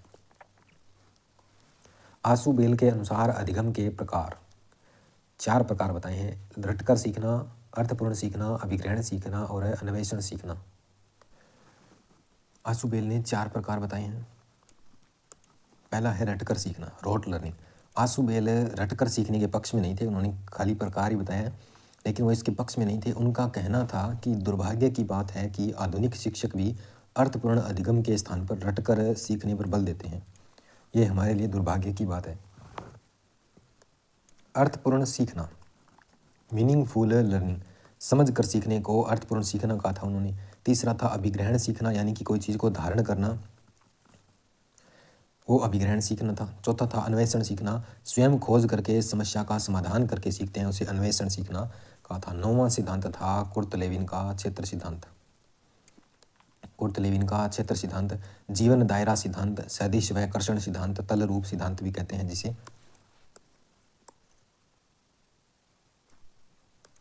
इस सिद्धांत के अनुसार अधिगम व्यक्ति व वातावरण की अंतःक्रिया का प्रतिफल है। अधिगम है वो एक तो व्यक्ति और वातावरण दोनों के बीच जो भी अंतःक्रिया होगी ना, उसका प्रतिफल है, जिसे निम्न संकेत द्वारा समझाया गया है। एल लर्निंग, एफ फील्ड हो गया, पी इंटू ई यानी कि psychological person into psychological environment, वातावरण और व्यक्ति दोनों की अंतःक्रिया होगी, एक क्षेत्र बनेगा और वही अधिगम है। कुर्तलेविन ने इसके 3 संप्रत्यय दिए हैं, इस सिद्धांत के 3 संप्रत्यय दिए हैं, विचार दिए हैं अपने, जिन्हें क्षेत्र या दायरा सिद्धांत, क्षेत्र या जीवन दायरा, दूसरा है सैदिश व कर्षण, तीसरा है तल रूप, 3 दिए हैं। यह व्यक्ति व वातावरण की अंतःक्रिया का प्रतिफल है। इसे तो क्या बोला, क्षेत्र बोला था उन्होंने। यह व्यक्ति व वातावरण के बीच की अंतःक्रिया का प्रतिफल है। फिर सैदिश या कर्षण, ये दोनों शब्द हैं वो भौतिक शास्त्र मैकेनिक्स से लिए गए हैं। सैदिश, व्यक्ति की वह शक्ति जो उसे लक्ष्य के पास या दूर ले जाती है, ये तो व्यक्ति की शक्ति होगी। कर्षण, वातावरण में उपस्थित वह लक्ष्य है जो व्यक्ति को आकर्षित या प्रतिकर्षित करता है, उसे कर्षण कहते हैं। तल रूप, यह गणित से लिया गया शब्द था, तल रूप। इसका प्रयोग आकृतियों के संदर्भ में किया जाता है। व्यक्ति लक्ष्य को प्राप्त करने के लिए विभिन्न अवरोधकों से गुजरता है तथा अपनी शक्ल की भिन्न भिन्न आकृतियां बनाता है, लेकिन उसका मूल स्वरूप वही रहता है। जैसे रबड़ बैंड या इलास्टिक को कितना ही खींचो कुछ करो, लेकिन लास्ट में वो अपने आकार में आ ही जाता है। तो ये तल रूप तीसरा शब्द था इनके सिद्धांत का। इस सिद्धांत में व्यक्ति लक्ष्य प्राप्ति में आने वाली बाधाओं को दूर करने के लिए सूझबूझ का प्रयोग करते हैं, इसीलिए इसे लक्ष्य सूझ का सिद्धांत कहते हैं, गोल इनसाइट थ्योरी कहते हैं। उसके बाद का सिद्धांत है टोलमैन का चिन्ह पूर्णाकार सिद्धांत या प्रतीक सिद्धांत, साइन थ्योरी। अव्यक्त गुप्त अधिगम सिद्धांत, उद्देश्यपूर्ण अधिगम सिद्धांत, ज्ञान का मानचित्र सिद्धांत या संज्ञानात्मक सिद्धांत। ये है वो 2 बॉक्स वाला, अपने पहले पढ़ा रहे थे ना, जिसमें चूहे को छोड़ दिया और पानी और भोजन रख दिया, वो तो चालक ड्राइव वाला था। और ये होगा जिसमें 2 अलग अलग समूहों में चूहों को भूल भुलैया में छोड़ा जाएगा। टोलमैन के अनुसार बालक चिन्हों के माध्यम से अधिगम करता है। उन्हें वातावरणीय उद्दीपकों को चिन्ह नाम दिया है। वातावरण में जो उद्दीपक है ना, उनको उन्होंने क्या बोल दिया, चिन्ह बोल दिया। जैसे वहाँ पर खाना उद्दीपक था, तो खाने को वहाँ पे तो अपने उद्दीपक ही बोल रहे थे, यहाँ पे इसने नाम दे दिया चिन्ह। टोलमैन के अनुसार सीखने की क्रिया में उद्देश्य का विशेष महत्व है। इसके अनुसार प्राणी की सभी क्रियाएं उद्देश्यपूर्ण या प्रयोजनपूर्ण होती है। टोलमैन ने 1932 में चूहे पर प्रयोग किया तथा टोलमैन ने चूहे को 2 समूह बनाए, ए और बी, 2 अलग अलग समूह बनाए, उन्हें भूल भुलैया के एक स्थान पर रख दिया। ये एक डब्बा था, ये एक दूसरा डब्बा था, दोनों को भूल भुलैया कहते हैं। और इसमें ए वालों को छोड़ दिया और इसमें बी वालों को छोड़ दिया।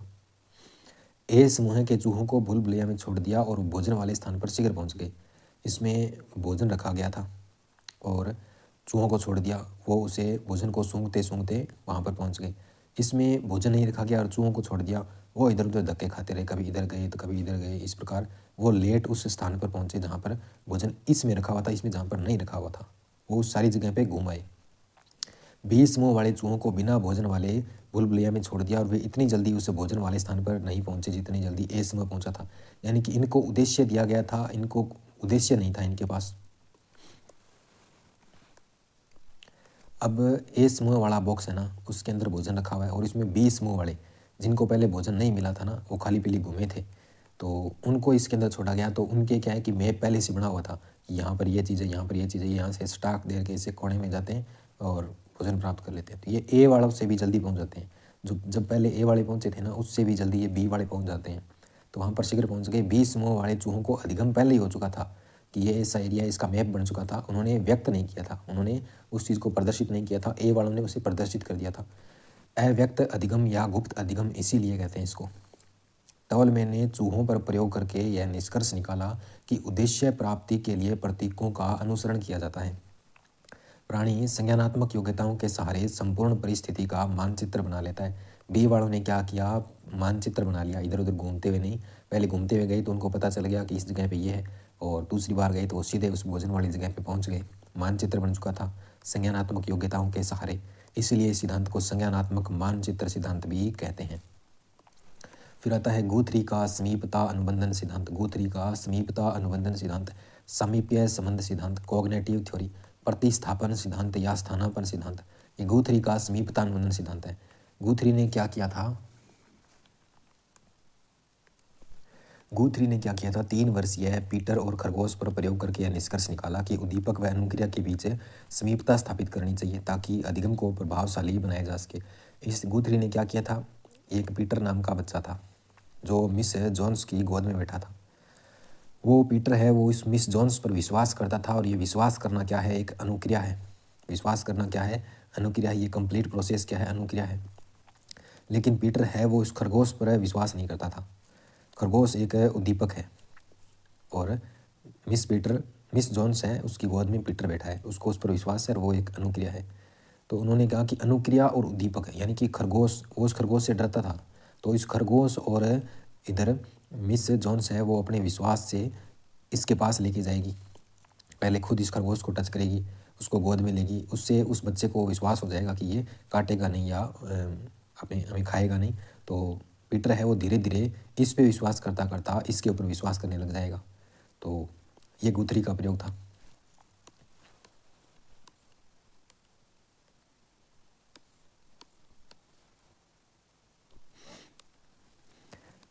उद्दीपक व अनुक्रिया के बीच अनुबंधन स्थापित हो जाता है उससे। एडविन गुथरी सीखने में पुनर्बलन व अभ्यास दोनों को महत्वपूर्ण नहीं मानते। एडविन गुथरी ने क्या कहा था, पुनर्बलन भी कोई चीज़ नहीं है और अभ्यास भी कुछ नहीं है। उन्होंने कहा कि सीखना एक ही प्रयास का परिणाम होता है। मिस जॉन्स है वो धीरे धीरे उस खरगोश के पास लेकर गई, एक प्रयास किया और बच्चा उसमें उस पर विश्वास करने लग जाता है और वो उसका अधिगम हो जाता है। इस सिद्धांत के अनुसार अधिगम जन्मजात व अर्जित अनुक्रियाओं को दूसरे उद्दीपकों की ओर विस्तारित अथवा प्रतिस्थापित करने की क्रिया है। कार्ल रोजर्स का अनुभवजन्य अधिगम सिद्धांत, एक्सपीरियंस लर्निंग थ्योरी है, ये कार्ल रोजर्स की है।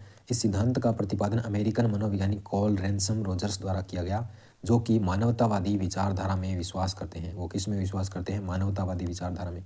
अधिगम की मूल प्रकृति पता लगाने के लिए कॉल रोजर्स ने अधिगम को 2 भागों में बांटा, एक तो संज्ञानात्मक अधिगम और एक अनुभविक अधिगम। संज्ञानात्मक अधिगम का आधार मात्र ज्ञान की प्राप्ति होता है। संज्ञानात्मक अधिगम का आधार क्या होता है, मात्र ज्ञान की प्राप्ति। अनुभवजन्य अधिगम का आधार मात्र ज्ञानार्जन नहीं होता है, बल्कि व्यक्ति विशेष की संपूर्ण प्रगति और उसके कल्याण में विशेष रूप से सहायक सिद्ध होता है। अनुभविक अधिगम सिद्धांत का संबंध अर्जित ज्ञान को उपयोग में लाने से होता है। अनुभविक अधिगम का ऐसा अधिगम विद्यार्थी केंद्रित होता है। विद्यार्थी की आवश्यकताओं एवं रुचियों की पूर्ति एवं संतुष्टि करना ऐसे अधिगम का उद्देश्य होता है। यह सिद्धांत अनुभव द्वारा सीखने पर बल देता है और इस सिद्धांत के अनुसार बालकों को पुस्तकों के बोझ से नहीं लादना चाहिए, बल्कि उन्हें स्वतंत्रतापूर्वक अधिगम करने देना चाहिए। इसके लिए शिक्षकों को विद्यालय में सेमिनार, कार्यशाला, परिचर्चाएं, शैक्षिक भ्रमण आदि क्रियाएं एवं नीतियों का आयोजन करना चाहिए, ताकि बालक स्वयं अनुभव करके सीख सकें, क्योंकि अनुभव करके सीखा हुआ ज्ञान है स्थायी होता है। ये कार्ल रोजर्स का अनुभवजन्य सिद्धांत था। फिर आता है मेस्लो का आवश्यकता पदानुक्रमिक सिद्धांत, नीड हायरार्किकल थ्योरी है। मेस्लो ने यह सिद्धांत ए थ्योरी ऑफ ह्यूमन मोटिवेशन नामक ग्रंथ था 1943 में प्रस्तुत किया। यह सिद्धांत 1954 में रचित पुस्तक है मोटिवेशनल एंड पर्सनैलिटी में पूर्ण रूप में सामने आया। मेस्लो के अनुसार मानव की 5 आवश्यकताएं होती है जो नीचे दी गई है। 5 आवश्यकताएं हैं, उससे अधिगम के लिए प्रेरित करती है। वो आवश्यकताएं क्या करती है? उसे अधिगम के लिए प्रेरित करती है। मेस्लो ने इन 5 मूल आवश्यकताओं को निचले से उच्चतम स्तर की ओर क्रमिक रूप से प्रस्तुत किया है। इस सिद्धांत को आत्म सिद्धि का सिद्धांत भी कहते हैं, इसलिए इस सिद्धांत को पिरामिड के रूप में प्रस्तुत किया जा सकता है। 5 आवश्यकताएं हैं जो उसे अधिगम के लिए प्रेरित किया है। ये आपका पिरामिड है। ये 5 आवश्यकताएं दी है। पहली है दैहिक या शरीर क्रियात्मक आवश्यकता जो सबसे निम्नतम स्तर की है। दूसरी है सुरक्षा की आवश्यकता। तीसरी है संबंध एवं स्नेह की आवश्यकता। चौथी है सम्मान की। और 5वीं है आत्म सिद्धि या आत्मानुभूति की आवश्यकता है। दैहिक एवं शरीर क्रियात्मक आवश्यकता जैसे कि रोटी कपड़ा मकान है, वो उसकी दैहिक आवश्यकता है या शरीर क्रियात्मक आवश्यकता है, जीवन जीने के लिए महत्वपूर्ण है। फिर उसकी सुरक्षा की आवश्यकता, रोटी कपड़ा मकान का जुगाड़ हो गया, उसके बाद वो सोचेगा कि सुरक्षा, भविष्य में पैसा, ये भी सुरक्षा ही है एक तरीके से। फिर उसे प्रेम की आवश्यकता यानी कि संबंध या स्नेह की आवश्यकता। फिर वो समाज में पद प्रतिष्ठा सम्मान, तो ये सम्मान की आवश्यकता। और उसके बाद स्वयं को महसूस करने की आवश्यकता यानी कि आत्म सिद्धि या आत्मानुभूति की आवश्यकता, सेल्फ एक्चुअलाइजेशन नीड्स। ये सबसे उच्च स्तर की है, ये दैहिक वाली है, ये सबसे निम्न स्तर की है। पहली 2 हैं ये व्यक्तिगत आवश्यकताएं हैं, और ये समान की आवश्यकता और संबंध की आवश्यकता ये एक सामाजिक आवश्यकताएं हैं, सामाजिक स्तर है। और आत्म सिद्धि है वो एक उच्च स्तर बौद्धिक आवश्यकता है। ये अब्राहम मेस्लो का था। अब्राहम मेस्लो वह पहले मनोवैज्ञानिक थे जिन्होंने मानवतावादी विचारधारा को तीसरी शक्ति, द थर्ड फोर्स के रूप में संबोधित किया। हम क्यों सीखते हैं, कैसे सीखते हैं, इसकी व्याख्या अब मानवतावादी दृष्टिकोण से होने लगी है। अधिगम के सिद्धांतों को मुख्य रूप से 2 भागों में बांटा गया है। एक तो व्यवहारात्मक सिद्धांत, आगे ये नया शुरू हो गया है, उसके बाद ये सिद्धांत खत्म हो चुके हैं, सिद्धांतों का वर्गीकरण है ये। और दूसरे होते हैं संज्ञानात्मक सिद्धांत। व्यवहारात्मक में आपके पुनर्बलन, अभिप्रेरणा, उद्दीपक, अनुक्रिया, इन चीज़ों पर बल दिया जाता है, जबकि संज्ञानात्मक सिद्धांतों में संवेदना, प्रत्यक्षीकरण, अंतर्दृष्टि, संप्रत्यय, निर्माण, समस्या समाधान आदि मानसिक योग्यताओं पर बल दिया जाता है। इसमें सीखना क्या होता है? यांत्रिक होता है, मशीनी तरीके से सीखते हैं। इसमें सीखना अवबोध यानी कि ध्यान केंद्रित करने पर आधारित होता है। इसमें अधिगम है वो धीरे धीरे क्रमिक रूप से होगा व्यवहारात्मक सिद्धांतों में, जबकि इसमें अधिगम है वो अचानक होगा। जैसे समस्या समाधान विधि से अपने कोई करते हैं तो अचानक समस्या का समाधान हो जाएगा और अधिगम हो जाएगा उसका।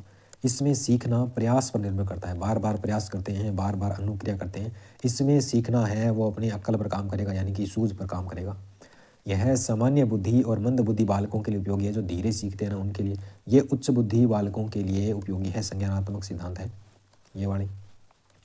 यह शारीरिक कुशलता प्रधान है और ये बौद्धिक यानी कि अपने दिमाग का यूज ज़्यादा करेंगे इनमें। उसके बाद है साहचर्य, परिधीय, उद्दीपक, अनुक्रिया, व्यवहारात्मक सिद्धांत। यानी कि जो हमने पढ़ा है ना अभी व्यवहारात्मक सिद्धांत, वो वाले व्यवहारात्मक सिद्धांत कौन कौन से हैं? थॉर्नडाइक, पावलोव, स्किनर, क्लार्क-हॉल और गुथरी, इनके सिद्धांत ना ये व्यवहारात्मक सिद्धांतों की श्रेणी में आते हैं। थॉर्नडाइक का सिद्धांत कौन सा था? उद्दीपक अनुक्रिया सिद्धांत। उद्दीपक को देख करके अनुक्रिया हो रही थी, बिल्ली मांस के टुकड़े को देखकर अनुक्रिया कर रही थी। पावलोव का अनुकूलित अनुक्रिया, घंटी के साथ में अपने कुत्ते को भोजन से अनुबंधित कर रहे थे। स्किनर सक्रिय अनुबंधन या क्रिया प्रसूत का अनुबंधन का सिद्धांत है। क्लार्क-हॉल ने पुनर्बंधन का सिद्धांत दिया था। गुथरी ने समीपता अनुबंधन, समीप लाए थे खरगोश के, किसको? पीटर को लेके आए थे। केंद्रीय क्षेत्रीय संज्ञानात्मक सिद्धांत, सेंट्रल फील्ड कॉग्निटिव थ्योरीज, ये संज्ञानात्मक सिद्धांत पढ़े थे अभी अंतर में। तो संज्ञानात्मक सिद्धांत जैसे मैक्स वर्दीमर का सिद्धांत है ना, गेस्टाल्ट सिद्धांत है, वो संज्ञानात्मक सिद्धांत है। दूसरा एल्बर्ट बांडुरा का है वो सामाजिक अधिगम सिद्धांत है, वो संज्ञानात्मक सिद्धांत है। कोर्ट लेविन का क्षेत्र सिद्धांत है, वो भी संज्ञानात्मक सिद्धांत है। और टोलमेन का चिन्ह पूर्णाकार सिद्धांत है, वो भी आपका संज्ञानात्मक सिद्धांत है। तीसरी एक अन्य कैटेगरी है, उसमें क्या है? एक तो कार्ल रोजर्स का अनुभवजन्य अधिगम और एक मेस्लो का आवश्यकता पदानुक्रमिक सिद्धांत है। ये आपके मानवतावादी सिद्धांतों में आते हैं। जेरोम ब्रूनर का संरचना अथवा निर्मितवाद और आशुबेल का शाब्दिक अर्थपूर्ण अधिगम सिद्धांत है, ये आपका आधुनिक संज्ञानवादी में आता है। ये नया आ गया उसमें। अधिगम के प्रकार, अधिगम के सिद्धांत हो गए, अधिगम के प्रकार हैं। टाइप्स ऑफ लर्निंग, रॉबर्ट गेने ने 1965 में अपनी पुस्तक कंडीशन ऑफ लर्निंग के अंतर्गत अधिगम के 8 प्रकार बताए हैं। कितने? 8 प्रकार। इन्हें सरल से जटिल के क्रम में प्रस्तुत किया है, यानी कि नीचे वाला सबसे सरल होगा और ऊपर वाला सबसे कठिन होगा। ये कठिन और ये सरल होगा।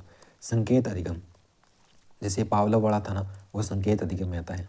संकेत अधिगम में पावलोव, संकेत अधिगम सबसे आसान होता है। फिर उद्दीपक अनुक्रिया, ये थॉर्नडाइक वाला सिद्धांत इसमें आएगा। थॉर्नडाइक का सिद्धांत है वो इसमें आएगा। और श्रृंखला अधिगम, ये स्किनर वाला है।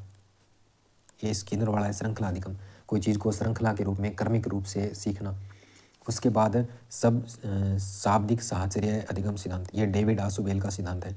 डेविड आसुबेल का संबंध है वो शाब्दिक साहचर्य, इससे संबंधित है, जैसे मुहावरे, लोकोक्तियाँ या कविता हो गई, कोई गीत हो गया, ये सब शाब्दिक साहचर्य अधिगम में आते हैं। विभेद अधिगम, अंतर करना, क्या करना? अंतर करना है, वो इसमें आएगा। अंतर करके सीखते हैं, वो इसमें है। संप्रत्यय अधिगम, हम कोई चीज़ का कॉन्सेप्ट निर्माण करते हैं, कॉन्सेप्ट निर्माण करके सीखते हैं, उसका संप्रत्यय अधिगम कहलाता है। सिद्धांत अधिगम, कोई चीज़ का नियम सिद्धांत है। और समस्या समाधान, हम कोई समस्या का समाधान करके उस चीज़ का अधिगम करते हैं, तो ये सबसे कठिन है और सबसे ज़्यादा प्रभावी भी यही है, समस्या समाधान। कोई समस्या है, उसका समाधान करेंगे, उसके बीच जो भी अनुक्रियाएँ करेंगे, उसके द्वारा अधिगम होगा, वो सबसे बेस्ट अधिगम होगा। अधिगम को प्रभावित करने वाले कारक, अधिगम को प्रभावित करने वाले कारक कौन कौन से? शिक्षार्थी, बालक से संबंधित कारक हैं। पहले बालक से संबंधित कारक पढ़ेंगे। अभिप्रेरणा, बच्चे में मोटिवेशन है वो अधिगम को प्रभावित करता है। अगर बच्चा मोटिवेटेड है, कक्षा में ध्यान पूरा रखता है, तो उससे क्या है, अधिगम ज़्यादा होगा, यानी कि मोटिवेशन काम कर रहा है।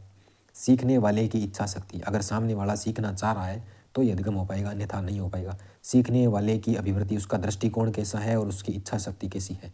शैक्षिक पृष्ठभूमि, यानी कि वो पहले क्या पढ़ चुका है, उसका बैकग्राउंड क्या है। सीखने का समय एवं अवधि, यानी कि अपने ज़्यादा समय तक उनको पढ़ाएंगे बच्चों को, तो वो कम अधिगम होगा उनको।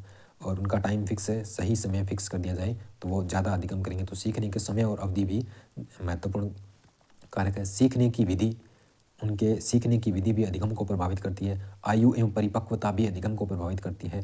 बुद्धि है वो भी अधिगम को प्रभावित करेगी। अभ्यास और थकान और शारीरिक मानसिक स्वास्थ्य, ये तीनों कारक भी अधिगम को प्रभावित करेंगे। ये शिक्षार्थी बालक से संबंधित कारक थे। इसके बाद हैं शिक्षक से संबंधित कारक।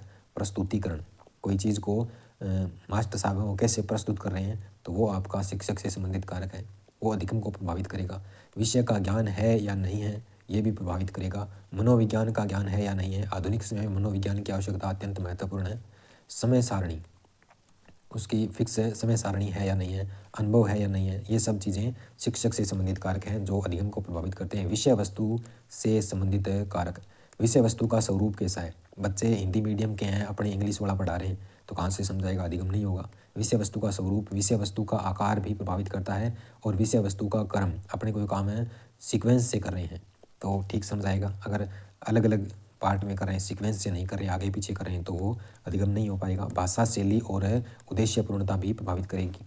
वातावरण से संबंधित कारक, परिवार, विद्यालय, खेल का मैदान, समाज, ये सब भी अधिगम को प्रभावित करते हैं।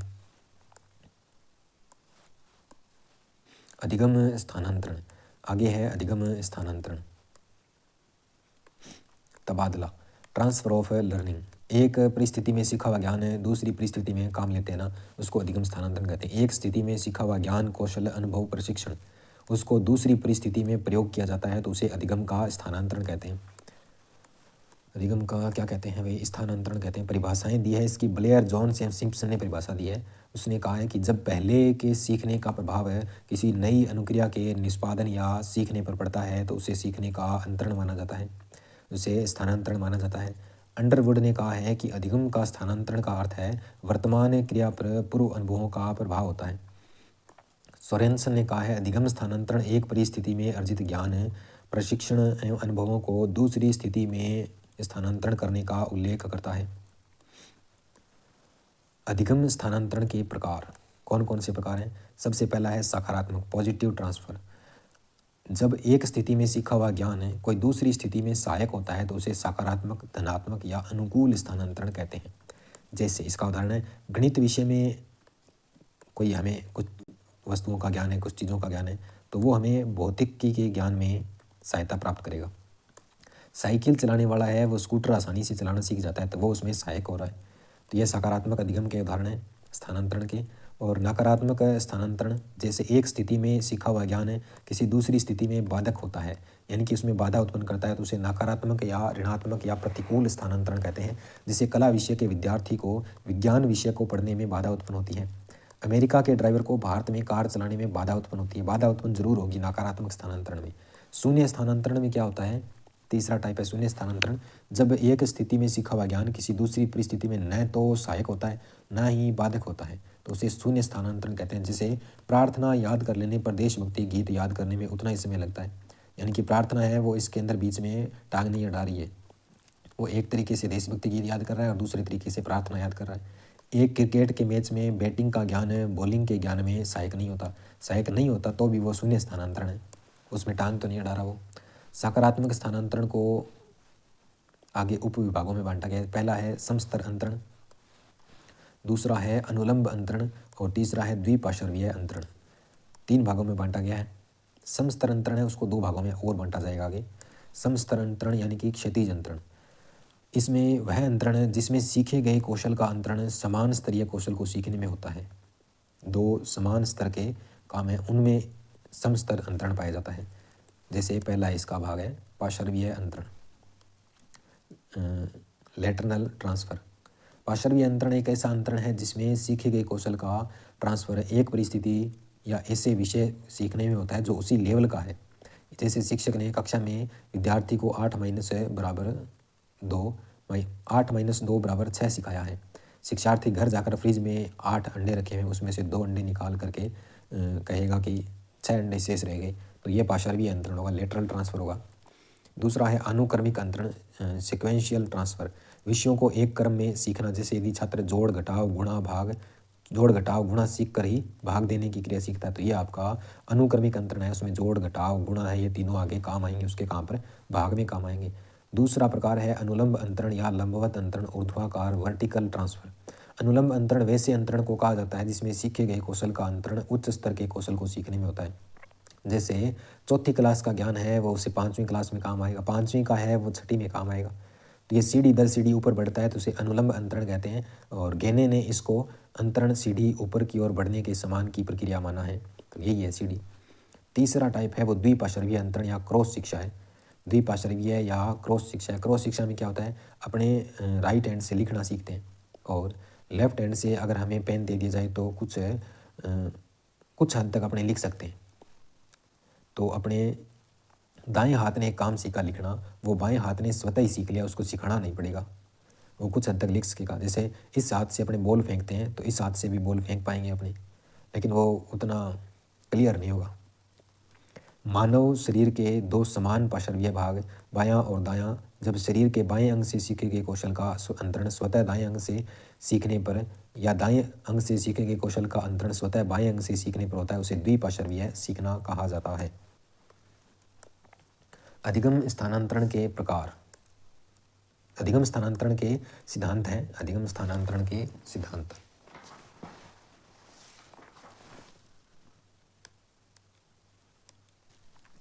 अधिगम स्थानांतरण के सिद्धांतों में पहला है औपचारिक अनुशासन का सिद्धांत, मानसिक शक्तियों का सिद्धांत। मानसिक शक्तियाँ दे रखा है ना, तो इसमें क्या होगा कि हमारे माइंड में जो तर्क, निर्णय, निरीक्षण, स्मृति, चिंतन, ये सब चीज़ें हैं ना हमारे मस्तिष्क की, ये सब चीज़ें, इन चीज़ों को प्रशिक्षित किया जाता है। पहले एक परिस्थिति में इनको प्रशिक्षित किया जाता है और दूसरी परिस्थिति में इनका उपयोग किया जाता है। ये औपचारिक अनुशासन का सिद्धांत है या मानसिक शक्तियों का सिद्धांत है। ठीक है, अब इसको अपने पढ़ लेते हैं। सभी स्थानांतरण सिद्धांतों में यह सबसे पुराना है। मूल रूप से यह सिद्धांत शक्ति मनोविज्ञान पर आधारित है। शक्ति मनोविज्ञान के समर्थकों का विचार है कि मानव मस्तिष्क की विभिन्न शक्तियाँ जैसे तर्क, निर्णय, निरीक्षण, स्मृति, चिंतन आदि से बना हुआ है और ये शक्तियाँ एक दूसरे से भिन्न और स्वतंत्र भी हैं। इस सिद्धांत के अनुसार अभ्यास के द्वारा इनको प्रशिक्षित किया जाता है और इनको सबल बनाया जाता है और उनका किसी भी परिस्थिति में फिर कुशलतापूर्वक प्रयोग किया जा सकता है। समान या समरूप तत्वों का सिद्धांत, थ्योरी ऑफ इंडस्ट्रियल एलिमेंट। इस सिद्धांत के प्रतिपादक थॉर्नडाइक हैं। समान या समरूप तत्वों का। अपने प्रयोगों के आधार पर थॉर्नडाइक ने इस बात की पुष्टि की है कि स्थानांतरण तभी संभव है जब दो अनुभवों की विशेष सामग्री विषयों में कुछ न कुछ समानता होती है। यानी कि एक परिस्थिति में कोई और चीज़ है, दूसरी परिस्थिति में कोई और है, दोनों एक दूसरे के विपरीत हैं, तो वहाँ पर अधिगम पॉसिबल नहीं है। यदि विषयों में परस्पर समानता होती है, एक विषय का अर्जित ज्ञान दूसरे विषय के अध्ययन में सहायक होता, अगर दोनों सेम होते उसके विषय में सहायक होता, जैसे गणित का भौतिकी में होता है, अध्ययन में सहायक होता है। इसके विपरीत यदि दो विषयों में समान तत्वों या अंशों का अभाव है तो एक विषय का ज्ञान दूसरे विषय के अध्ययन में सहायक नहीं हो सकता। समान या समरूप तत्वों का सिद्धांत है ये। उसके बाद है सामान्यीकरण का सिद्धांत, सामान्यीकरण जनरलाइजेशन। इस सिद्धांत के प्रतिपादक CH जड हैं। जनरलाइजेशन से आप जड याद रख सकते हैं। उनका विचार है कि जब एक छात्र विज्ञान के किसी विषय के सामान्य सिद्धांत को भली प्रकार समझ जाता है तब उसमें अपने प्रशिक्षण को दूसरी परिस्थितियों में स्थानांतरित करने की क्षमता उत्पन्न हो जाती है। अतः व्यक्ति अपने किसी कार्य, ज्ञान या अनुभव से यदि कोई सामान्य नियम निकाल लेता है तो वह दूसरी परिस्थिति में उसका प्रयोग या स्थानांतरण कर लेता है। चौथा है सामान्य विशिष्ट अंश सिद्धांत। सामान्य विशिष्ट अंश सिद्धांत अधिगम स्थानांतरण का सिद्धांत है। G&S फैक्टर, इसे द्वितत्विक सिद्धांत भी कहते हैं और इसके प्रतिपादक स्पीरमैन है। इस सिद्धांत के अनुसार प्रत्येक विषय को सीखने के लिए बालक को सामान्य और विशिष्ट G और S दो योग्यताओं की आवश्यकता पड़ती है। और स्पीरमैन का विचार है कि स्थानांतरण केवल G का हो सकता है, सामान्य का हो सकता है, तत्व का ही हो सकता है, लेकिन विशिष्ट तत्व है ना, S है ना, उसका स्थानांतरण नहीं हो सकता।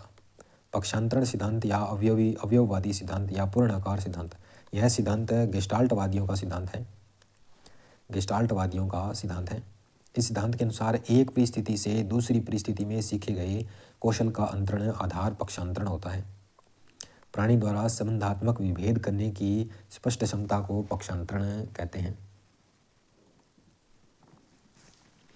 छठा है आदर्शों मूल्यों का सिद्धांत, थ्योरी ऑफ आइडियल्स, आदर्शों मूल्यों। इस सिद्धांत का प्रतिपादन WC बागले ने किया था।